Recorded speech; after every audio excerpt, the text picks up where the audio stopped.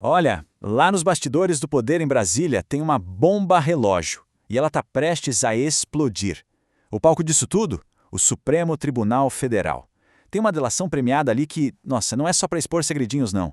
É para causar um terremoto político que a gente nem consegue imaginar o tamanho.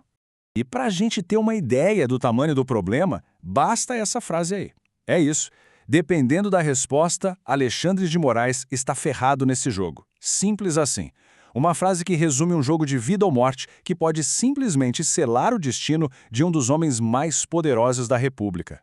Tá, mas como é que a gente chegou nesse ponto? Como essa armadilha foi montada? Para entender o que está acontecendo agora, a gente precisa voltar um pouco. Ir lá no começo da investigação e entender que forças são essas que, segundo a fonte, estão tentando de tudo para enterrar essa história. Então, o que acontece é o seguinte. Tem uma investigação rolando lá no STF sobre Banco Master e o dono dele, o Daniel Vorcaro. E olha, dizem que a pressão política para abafar isso tudo é brutal. Já tentaram enterrar a CPI no Congresso, de tudo um pouco. Mas a investigação lá no Supremo não morreu não, pelo contrário. O ministro André Mendonça continua firme, implacável, seguindo cada pista. O cenário está montado, né? De um lado a gente tem o delator, o Daniel Vorcaro, que tem a faca e o queijo na mão para contar tudo. Do outro, uma articulação que parece ser poderosíssima, tentando calar o cara. E bem no meio disso tudo, está o ministro Mendonça, que não parece nem um pouco disposto a dar um passo para trás. E é exatamente aqui que a coisa fica interessante. É onde a estratégia do Mendonça aparece com tudo. Ele mandou para os investigadores 2 perguntas, só 2. Mas não são perguntas quaisquer, não. São verdadeiras armadilhas. E elas colocam o delator, o Vorcaro, numa sinuca de bico fatal. A primeira pergunta parece inofensiva, mas olha só o veneno. O contrato com a Viviane Barça de Moraes, a esposa do ministro Moraes, era só pelos serviços de advocacia dela? Ou cobria também os serviços do marido? Essa pergunta vai direto no coração de uma das maiores suspeitas, né? Aquele contrato milionário entre o banco e o escritório da esposa do ministro. E aqui a gente entende o porquê da pergunta. O valor pago é simplesmente absurdo, desproporcional. Seria impossível, segundo a fonte, justificar essa grana toda só com serviço de advocacia. A insinuação aqui é pesadíssima e muito direta. Isso não foi pagamento por trabalho, foi pagamento por influência. Basicamente, uma propina disfarçada para ter o ministro no bolso. Aí vem a segunda pergunta, que é ainda mais na jugular. Ela foca numa conversa específica. E a questão é: o que significa a frase "conseguiu bloquear", dita numa conversa entre o Vorcaro e o ministro Moraes? Hã? Conseguiu bloquear? Bloquear o quê, exatamente? E aqui que o pavio do barril de pólvora é aceso.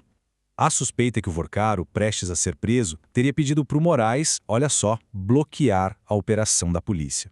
Se isso for confirmado, acabou a brincadeira. Não é mais fofoca, não é mais boato. É a configuração de um crime ali, na cara de todo mundo. Então, com essas 2 perguntas na mesa, o Vorcaro agora tem uma escolha. E que escolha? Uma escolha brutal. O que ele decidir vai definir não só o futuro dele, mas pode, muito bem, definir o futuro de Alexandre de Moraes. Ele está encurralado com 2 opções. Caminho A, ele tenta uma meia delação, sabe? Tenta dar umas respostas vagas para proteger o Moraes. Só que, segundo a fonte, isso é suicídio. As provas já seriam fortes demais e a delação dele iria para o lixo. E aí tem o caminho B, a opção bomba atômica, implicar o ministro com tudo. É a estratégia da terra arrasada, entregar o ouro, queimar tudo e levar o ministro junto.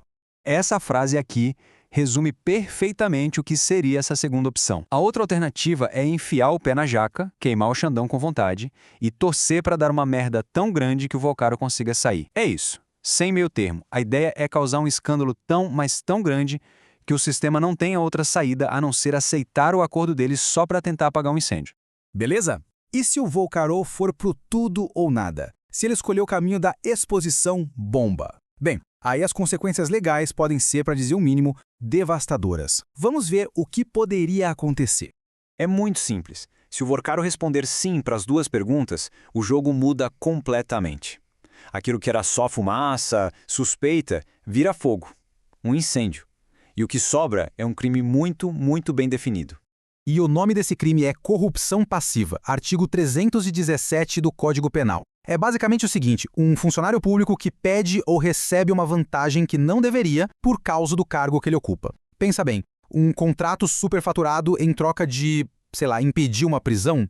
A descrição do crime parece que se encaixa perfeitamente, como uma luva.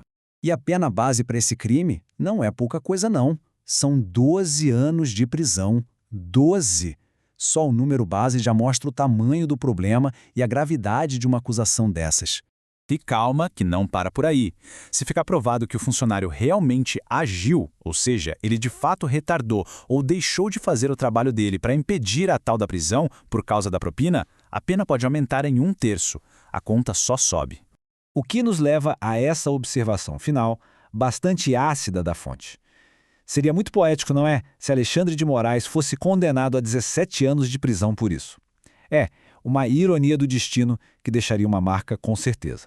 E no final, tudo se resume à pergunta que está tirando o sono de Brasília. O Daniel Vorcaro está bem no centro de um tabuleiro de xadrez mortal, e qualquer peça que ele mover pode dar um cheque-mate no rei. A resposta dele pode simplesmente redefinir os rumos do poder no Brasil.